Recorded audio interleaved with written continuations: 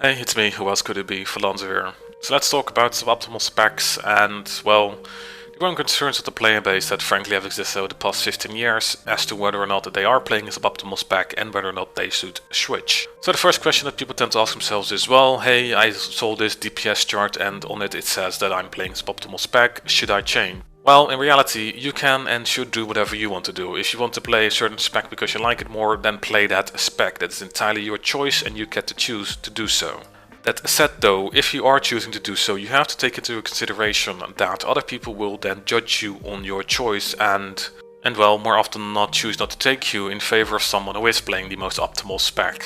That said though, it is not so much about the spec as it is about the damage that you're doing. And on top of that, these DPS charts only really matter at the highest level of the game, and yet they do affect the lower levels as well. For example, people are much more wary to take, let's say, a Beastmaster or a Survival Hunter or even an Arms Warrior in comparison to a Marksman Hunter or hell, even a Fury Warrior. And I can say this from my personal experience in that I have been wary in taking certain classes and especially warriors simply because I know that they don't do that much damage, and as such I'm trying to limit the number of warriors that I take into my raid. Nevertheless though, even if you are playing one of the top classes, let's say an Affliction Warlock or a Balanced Druid, if you're not top in the DPS you will still get replaced. Granted, your chances of getting into a group are much higher than someone that isn't playing one of those classes.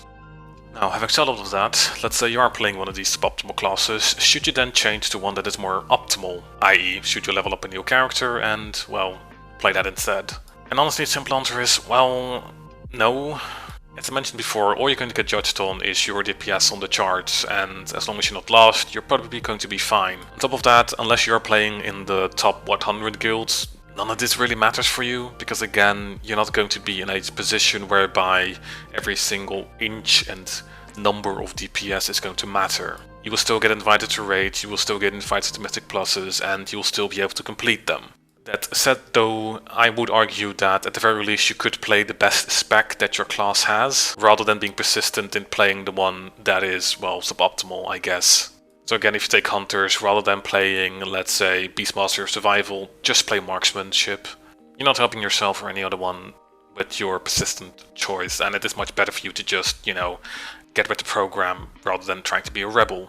Now granted, this might just be the case for the DPS, but what about healers and tanks? Because those are a bit more involved classes and, well, the difference is very noticeable. When it comes to tanking Castle Nathia, I feel that any tank is pretty good. The only ones that are supposedly suffering are warriors, but the rest are there and thereabouts. And same can be said with healers, most are pretty equal except with holy priests, but that's about it. The big difference you will really see is in Mythic Plus. When it comes to tanking Mythic Plus, Demon Hunters far outperform any other given tank, and when it comes to healing Mythic Plus, Holy Paladins and Disc Priest outperform the others, although interestingly enough, there are more Resto Shamans and Resto Druids who are logging their parses, which is, interesting. A similar trend can be seen with tanks in that, yes, although Vengeance, Demon Hunters are far outparsing the others, interestingly enough, Protection Paladins are at number 2, even though they are 5th in the ranking of tanks, which basically suggests there are more Paladin tanks doing Mythic Pluses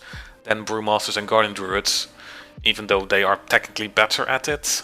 So what does that then say about this entire list? Is it then accurate? Does this mean anything? Well, again, it just proves the idea that even if you are playing a suboptimal class, it doesn't mean you can't perform, right? It doesn't mean you can't do the content. It's just going to be a bit harder and a bit easier on certain classes than others. And yes, as I mentioned before, it probably helps if you're playing the most optimal spec. But nevertheless, you can still do your thing.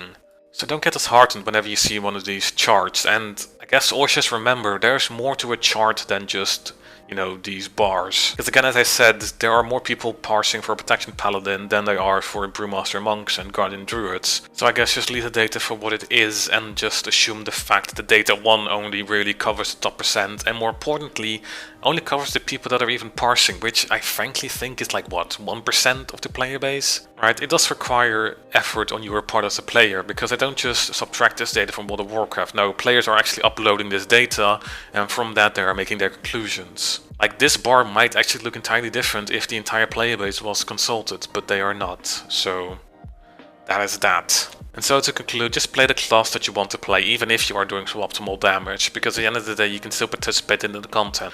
Now that said though, if you are concerned with optimal damage and you want to do the best of the best, then well yeah, you're going to have to switch classes, but at that stage you are in a completely different zone, a completely different part of the game, which is trying to top the parsers, and then well, you know, you should go for the highest level of DPS. But if you're just here to enjoy the game, then you know, don't concern yourself with these things, don't look at these things.